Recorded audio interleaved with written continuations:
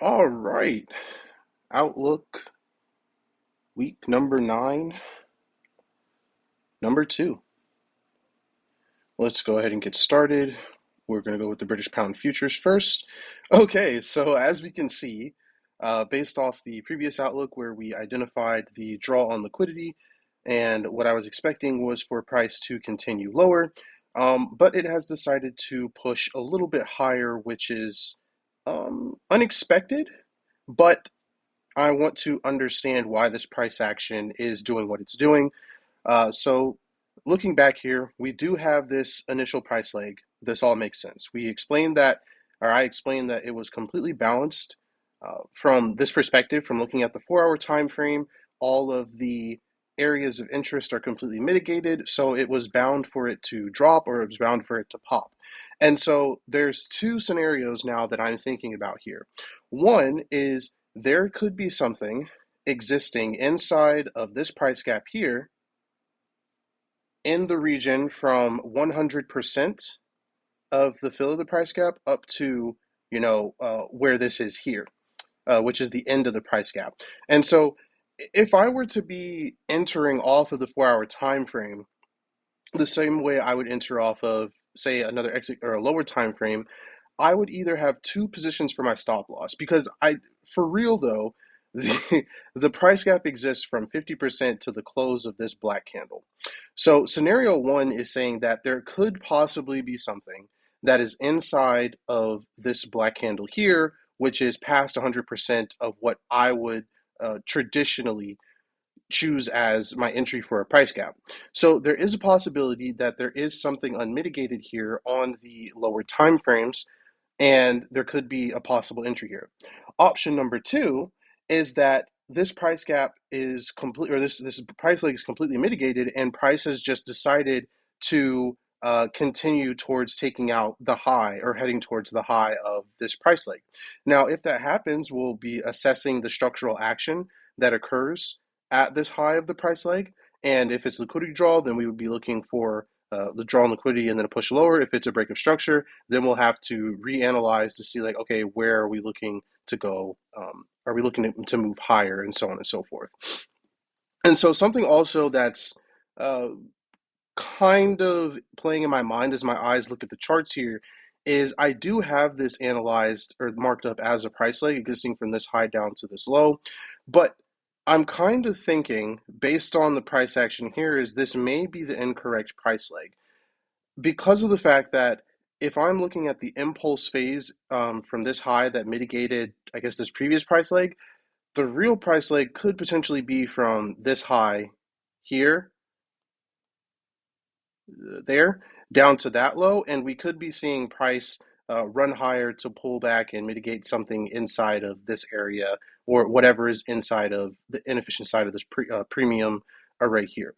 That is a possibility, but I'm going to stick with the price leg being this high down to this low here for now and see if that happens. If it does, then I most likely will concur that I'm incorrect in analyzing this price leg or determining this to be a price leg and seeing if it's here. And I'm not going to explain too much on that right now. If it happens, I'll explain later.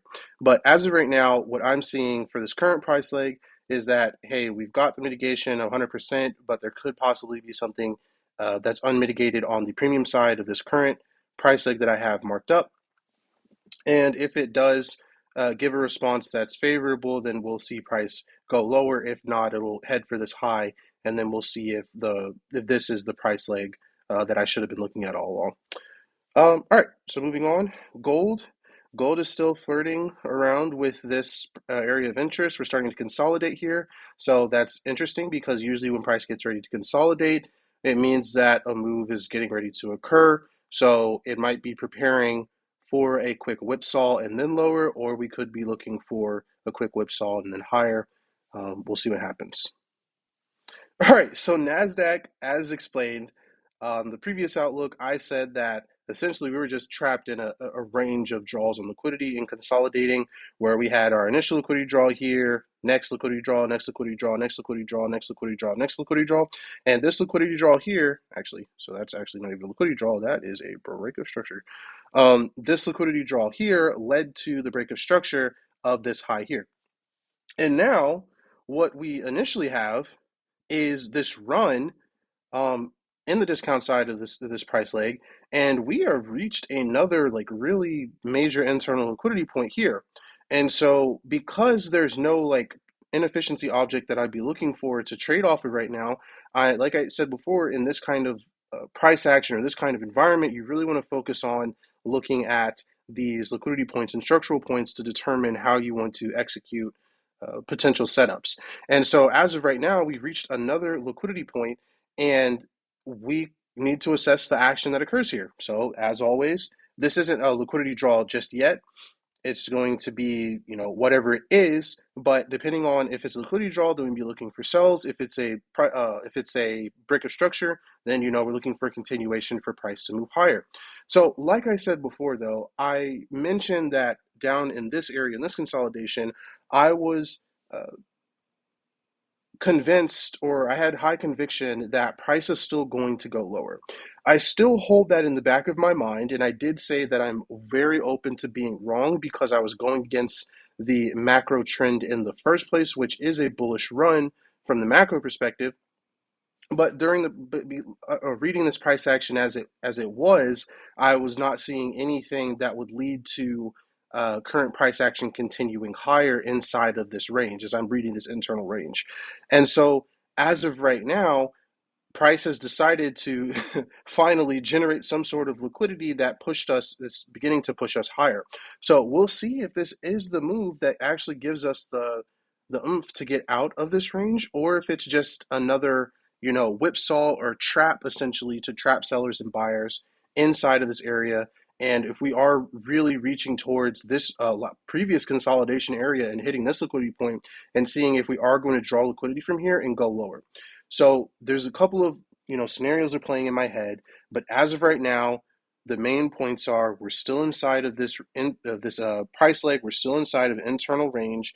We've broken out of this previous internal consolidation after performing series of draws on liquidity. We've now broken internal structure here of this consolidation area, and we have run to the next liquidity point. So now what we need to understand is this going to be the action that's going to occur here? Will it be a draw on liquidity, or will it be a break of structure? And then we have to play accordingly. So we're getting rid of all of these annotations. And so now that we have a clear chart here, this is the price action that we're seeing. So we'll see what happens here in the next few days and going into next week to see if price is going to pop or is it going to drop. All right, silver, not going to say anything, and the Dow Jones. So the Dow Jones is still flirting around inside of this price leg, but this price action, this makes sense to me. It's a lot more clear because it still is inside of a price leg. So I'm still gonna step on the sidelines for this one because we've invalidated the area of interest that I wanted to trade off of, and we've dove lower, which was flirting with breaking the structural point, but we have failed to do so, and we've begun to pull back. So there's nothing here as far as area of interest that I would see for a possible execution. I don't use the wicks for looking inside the wicks for executions for the most part. I usually use those in conjunction with the candle that it is as a potential liquidity point or structural point, depending on if it is a liquidity point or structural point. So we'll see what happens from there. But if it does give a response and go lower, that means that it just is what it is. It already is going, away from how I would like to trade it anyway. So I'm just going to sit on the sidelines to see, hey, do we start hitting these liquidity points here? And if we do, then I'll look at the structural actions. But if we just decide to move on from here going lower, then I'm just going to be like, all right, cool, it is what it is. All right, so quick outlook, week 9, number 2. Peace.